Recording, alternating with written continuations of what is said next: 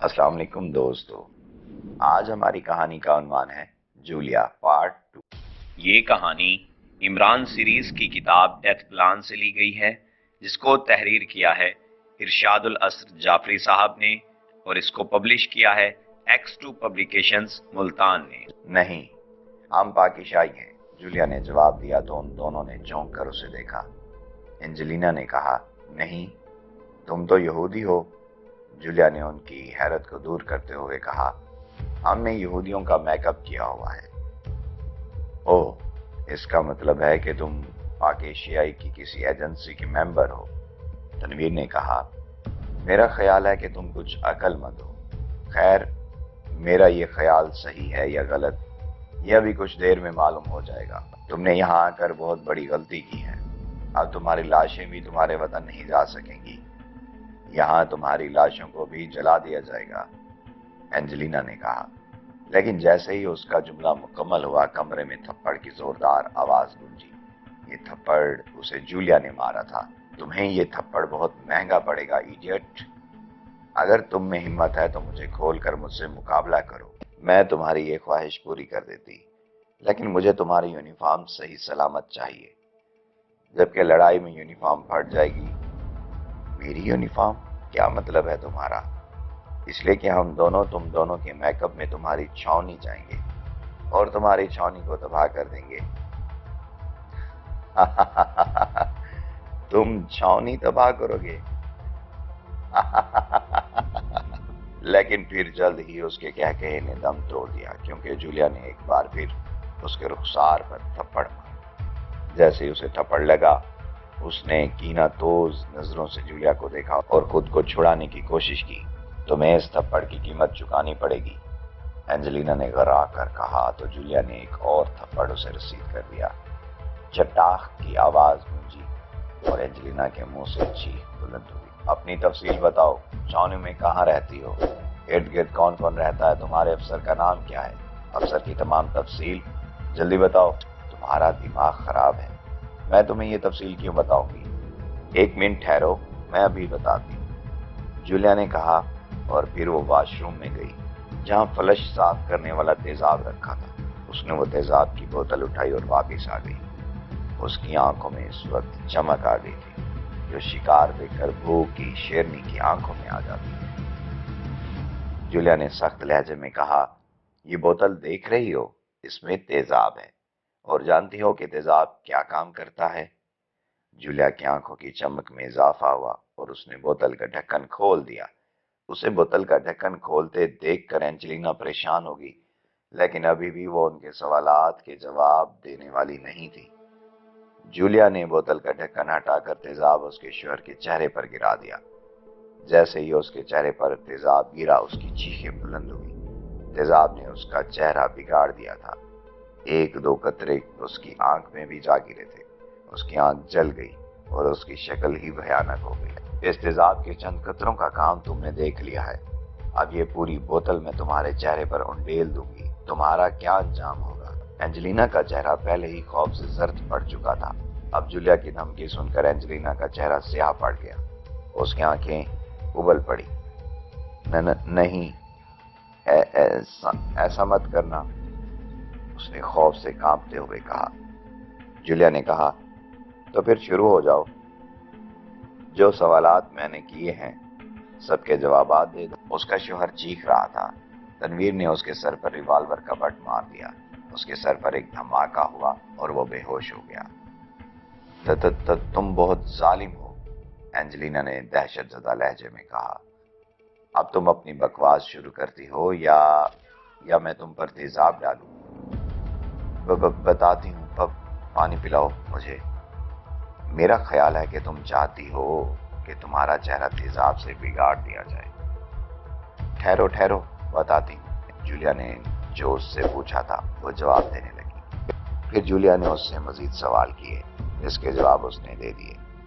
Julia मुतमईन हो गई तो उसने मेज की तरफ देखा, जिस पर पानी की बोतल और गिलास रखा हुआ था। उसने गिलास में पानी भरा और एंजेलिना के मुंह से लगा दिया। वो गटागट पानी पी गई। उसे पानी पिलाने के बाद जूलिया ने तनवीर के हाथ से रिवॉल्वर लिया और उसका बट اینجلینا کے سر کے مخصوص حصے میں مار کر اسے بے ہوش کر دیا۔ اسے دوسرے کمرے میں لے جاؤ اور اس کا میک اپ کر کے اس کی یونیفارم پہن لو اور پھر اسے آف کر دو، جولیا نے تنویر سے کہا، اور اس نے اینجلینا کے شوہر کو اٹھا کر کاندھے پر ڈالا اور دوسرے کمرے میں چلا گیا۔ میک اپ میں استعمال ہونے والا سامان انہیں مارکیٹ سے مل گیا تھا، لہٰذا تنویر نے اینجلینا کے شوہر کا میک اپ کیا، پھر اس کی یونیفارم اتار کر خود پہن لی۔ اس کے بعد تنویر نے مارک کی گردن دونوں ہاتھوں سے پکڑی اور مخصوص انداز میں جھٹکا دیا۔ مارک بندھا ہوا تھا، وہ اسی حالت میں تڑپنے لگا۔ تنویر نے اسے تڑپتا ہوا چھوڑ کر کمرے سے باہر آ گیا۔ اس دوران جولیا بھی اپنا کام مکمل کر چکی تھی۔ گیٹ کھولو، جولیا اینجلینا کی کار میں بیٹھ گئی۔ جب کار کوٹھی سے باہر آ گئی تو تنویر نے گیٹ بند کیا اور پھر چند لمحوں بعد وہ چھاؤنی کی طرف بڑھ رہے تھے۔ تقریباً 15 منٹ بعد وہ چھاؤنی پہنچ گئے۔ جولیا نے چیک پوسٹ پر اینجلینا کا سروس کارڈ دکھایا تو انہیں آگے جانے کا اشارہ کیا گیا۔ کوٹھی C1 اینجلینا اور مارک کو ملی ہوئی تھی۔ وہ C لائن میں آئے اور پھر کوٹھی نمبر 1 میں آ گئے۔ پہلے انہوں نے کوٹھی کی تلاشی لی۔ یہ ایک چھوٹی سی جدید کوٹھی تھی، باقی کوٹھیاں بھی اسی ڈیزائن کی تھیں۔ تلاشی کے بعد وہ کوٹھی کے ڈرائنگ روم میں آ کر بیٹھ گئے۔ یہاں A1 میں کرنل براؤن اور A10 میں کرنل راجر رہتے تھے۔ B6 میں میجر برٹ، B9 میں میجر نیلسن رہتے تھے۔ یہ اور ان کے ساتھ ہی ہمارا پہلا ٹارگٹ ہے۔ ان کے بعد ہم دوسروں کو دیکھیں گے۔ ہمیں اپنے ٹارگٹ کس ترتیب سے ہٹ کرنے چاہیے؟ آغاز کرنل سے کیا جائے یا میجر سے؟ میرا خیال ہے آغاز میجر سے کیا جائے۔ میجر نیلسن مارک کا دوست بھی ہے، تو اس دوستی کا اسے کچھ فائدہ تو ہو۔ جولیا بھی مسکراتے ہوئے کہنے لگی، ہاں یہ تو ہے، دوستی کا فائدہ ہونا چاہیے۔ پھر وہ کوٹھی سے باہر آ گئے۔ رات ہو چکی تھی لیکن چھاؤنی میں دن کا سمندر تھا، بہت زیادہ لائٹس روشن تھی۔ وہ پیدل چلتے ہوئے پی لائن کی طرف بڑھنے لگے۔ اس وقت بہت سی فیملی بات کر رہی تھی۔ کئی فوجیوں نے انہیں سلام کیا، انہوں نے ہاتھ کے اشارے سے جواب دیا۔ وہ چلتے چلتے بی لائن میں آ گئے۔ یہاں نمبر 9 ان کی منزل تھی۔ وہ 9 نمبر کی گیٹ پر رک گئے۔ بی لائن کوٹھیاں C لائن سے بڑی تھیں۔ تنویر نے بیل کا بٹن پریس کیا تو کچھ دیر بعد کوٹھی کا گیٹ کھلا اور اس میں سے ایک اسرائیلی باہر آ گیا جو اس وقت سول کپڑوں میں تھا۔ اوہ مارک، اس نے تنویر کو دیکھ کر خوشی کا اظہار کرتے ہوئے کہا۔ پھر اس نے تنویر سے ہاتھ ملایا۔ تنویر سے ہاتھ ملانے کے بعد اس نے جولیا سے بھی ہاتھ ملایا۔ اب چونکہ مجبوری تھی اس لیے جولیا نے اس سے ہاتھ ملایا۔ آؤ، اس نے کہا اور پھر انہیں ساتھ لے کر اپنی کوٹھی میں آ گیا۔ اینجلینا نے بتایا کہ مارک کا دوست میجر نیلسن کی مختصر سی فیملی ہے، ایک وہ خود ہے اور دوسری اس کی مسز ہے۔ اس کی مسز بھی آرمی میں ملازم ہے اور کیپٹن کے عہدے پر ہے۔ انہیں ڈرائنگ روم میں آئے ابھی 2 سیکنڈ ہی ہوئے تھے کہ نیلسن کی وائف سیتا بھی آ گئی۔ اینجلینا، تم نے تو بتایا تھا کہ تم آج اپنے ڈیڈی کے گھر جاؤ گی۔ آج ہم مارکیٹ چلے گئے، اب کل ڈیڈ سے ملنے جاؤں گی۔ یہ تمہاری آواز کو کیا ہوا؟ یہ تو بالکل بدلی ہوئی ہے، سیتا نے کہا تو نیلسن بھی چونکا۔ اس سے پہلے تنویر اور جولیا نے اس سے بات بھی نہیں کی تھی۔ ہاں، میری آواز بدل گئی۔ آواز بدل گئی؟ مگر کیسے؟ یہ کیوں کر ممکن ہے؟ سیتا نے حیرت بھرے لہجے میں کہا۔ جو کچھ بھی ہے تمہارے سامنے ہے، اگر ممکن نہ ہوتا تو پھر کیسے میری آواز بدلتی؟ مارک، تم کیا کہتے ہو؟ بھلا میں کیا کہہ سکتا ہوں؟ اوہ، تمہاری آواز بھی بدلی ہوئی ہے، اس کا مطلب ہے تم اینجلینا اور مارک نہیں ہو، نیلسن نے کہا۔ اس کی بات سن کر سیتا نے دروازے کی طرف قدم بڑھانا چاہا۔ سیتا، جہاں ہو رک جاؤ، اگر تم نے ایک قدم بھی اٹھایا تو لاش میں تبدیل ہو جاؤ گی، جولیا نے سنجیدہ لہجے میں کہا، اور اس کے ساتھ ہی اس کے ہاتھ میں ریوالور نظر آنے لگا۔ اس کا رخ ظاہری سی بات ہے سیتا کی طرف تھا۔ اگر تم نے گولی چلائی تو تم یہاں سے زندہ واپس نہیں جا سکو گے، نیلسن نے کہا۔ اندھے، یہ دیکھو، ریوالور پر سائلنسر فٹ ہے، اور دوسری بات یہ کہ یہاں جتنی بھی کوٹھیاں ہیں ان کے کمرے ساؤنڈ پروف ہیں۔ تم چاہتے کیا ہو؟ ہمارے عزائم خطرناک نہیں ہیں، ہم تو صرف ان فلسطینیوں کا بدلہ لے رہے ہیں جنہیں تم بے دردی سے قتل کرتے ہو۔ تم فلسطینی ہو؟ ہاں، ہمیں فلسطینی سمجھ لو، نیلسن نے طنزیہ لہجے میں کہا، بے وقوف انسان، تم یہاں پنجرے میں پھنس گئے ہو، اب تم زندہ یہاں سے نہیں نکل سکتے، یہ تمہارے فکر کرنے کی بات نہیں۔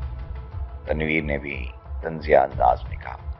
اسی لمحے سیتا نے جمپ لگایا اور وہ دروازے کی طرف اڑی۔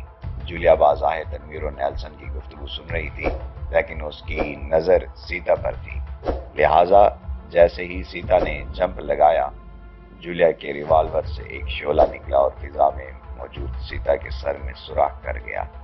اس کی چیخ بلند ہوئی اور اس کے سر سے خون بہنے لگا۔ وہ فرش پر گری اور ذبح کیے ہوئے مرغے کی مانند تڑپنے لگی۔ نیلسن یہ دیکھ کر اپنے حواس کھو بیٹھا۔ وہ ایک دم اٹھا، اس نے جولیا پر چھلانگ لگائی، لیکن ابھی وہ راستے میں ہی تھا کہ جولیا کے تنویر کی لات حرکت میں آئی جو نیلسن کی پیٹھ میں لگی۔ نیلسن کا رخ مڑ گیا، وہ اپنے کنٹرول سے بھی باہر ہو گیا۔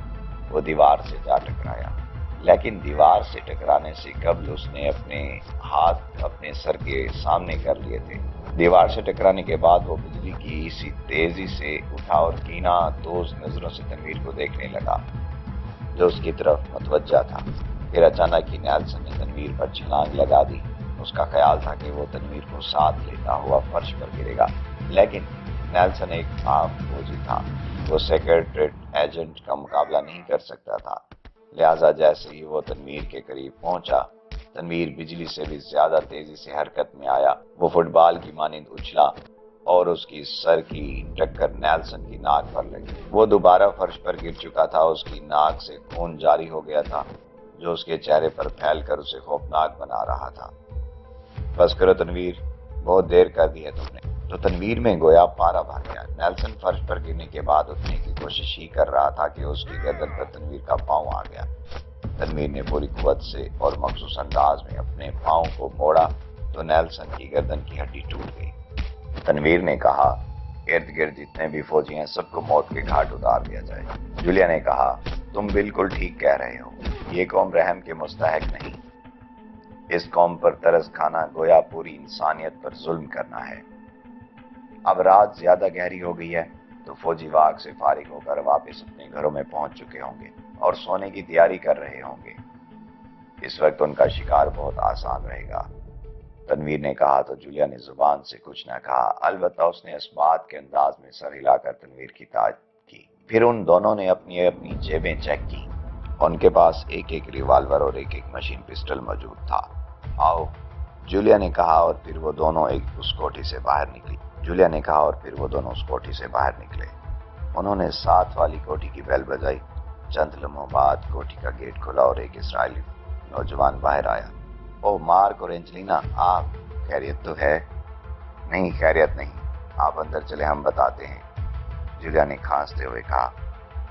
یہ اس نے اس لیے کہا تھا کہ وہ اس کی آواز پر توجہ نہ دے۔ او آئیں آئیں، اندر آ جائیں، اس نے پریشان لہجے میں کہا۔ پھر وہ تینوں اندر داخل ہوئے۔ ٹونی کون تھا؟ جیسے ہی وہ اندر داخل ہوئے، ایک لڑکی سامنے آتے ہوئے بولی، اور جیسے ہی اس کی نظر جولیا اور تنویر پر پڑی وہ چونکی۔ اینجلینا، آپ خیریت تو ہے؟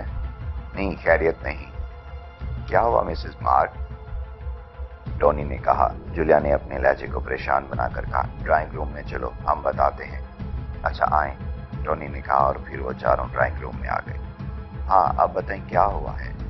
اس کالونی پر بہت بڑی آفت آنے والی ہے، یہاں لاشوں کے انبار لگنے والے ہیں، جولیا نے پوری اسرار لہجے میں کہا۔ یہ آپ کیا کہہ رہی ہیں؟ اور ہاں، آپ کی آواز کو کیا ہو گیا ہے؟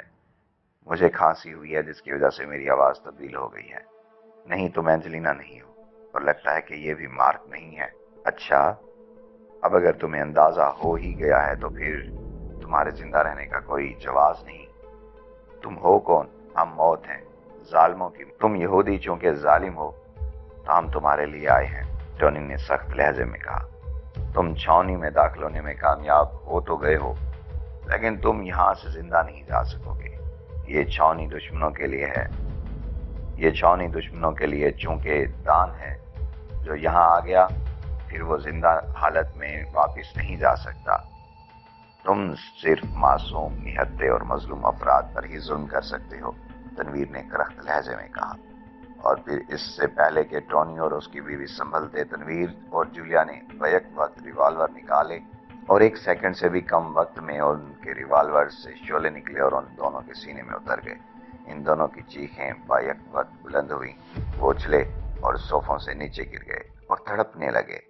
جولیا اور تنویر نے انہیں تڑپتا ہوا چھوڑا اور اس کوٹھی سے باہر آ گئے۔ انہوں نے اگلی کوٹھی پر لگی کال بیل کا بٹن پریس کیا۔ یہ کوٹھی کیپٹن ڈیوڈ کی تھی۔ چند لمحوں بعد کوٹھی کا گیٹ کھلا۔ جیسے ہی گیٹ کھلا، تنویر نے ارد گرد نظر دوڑائی، کوئی بھی موجود نہیں تھا۔ کیا بات ہے کیپٹن مارک، تم پریشان لگ رہے ہو، کیپٹن ڈیوڈ نے تنویر سے کہا۔ ہاں کیپٹن ڈیوڈ، ہمیں تمہاری مدد کی ضرورت ہے۔ ہاں بولو، کیا مسئلہ ہے، کیپٹن ڈیوڈ نے کہا، اور اٹھتا ہوا کیپٹن ڈیوڈ پھر فرش سے ٹکرایا اور اس کی آنکھوں میں اندھیرا پھیلنے لگا۔ تنویر کی دوسری ٹھوکر نے اسے مکمل بے ہوش کر دیا۔ جولیا بھی تنویر کے پیچھے ہی اس کوٹھی میں داخل ہوگی اور اس نے گیٹ بھی بند کر دیا۔ ختم کرو اسے بھی، جولیا نے سخت لہجے میں کہا۔ آؤ تلاشی لیں، اگر کوئی اور اسرائیلی بھی یہاں موجود ہے تو اسے بھی موت کے گھاٹ اتار دیں، جولیا نے کہا، اور پھر وہ اس کوٹھی کی تلاشی لینے لگے، لیکن کیپٹن ڈیوڈ کے علاوہ کوئی اور یہاں نہیں تھا۔ تلاشی کے بعد وہ اس کوٹھی سے باہر نکلے۔ اب ان کا ارادہ 7 والی کوٹھی میں جانے کا تھا، لیکن ابھی 2 قدم چلے ہی تھے کہ فضا فائرنگ کی۔ جی دوستو، اگر آپ کو ہماری ویڈیو پسند آئی ہے تو کامنٹ میں اپنی رائے سے ہمیں آگاہ کیجئے گا۔